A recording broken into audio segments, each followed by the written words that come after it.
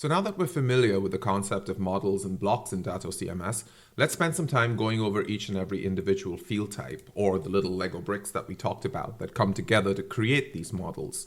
We'll spend a considerable amount of time on things like the text field, modular content, media, SEO, and links, since these are the fields that I've seen used most commonly across multiple use cases.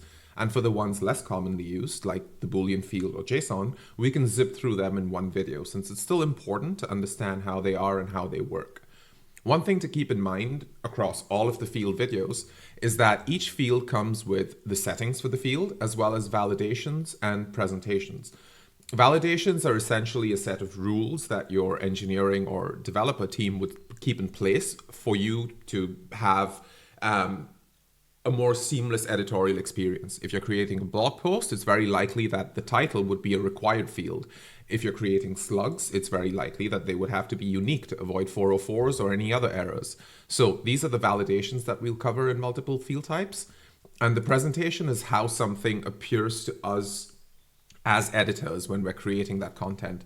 So in the case of a multiple choice, we would have something that's got multiple checkboxes. If it's just a Boolean yes or no, you'd have something like a radio group where you could just select one option.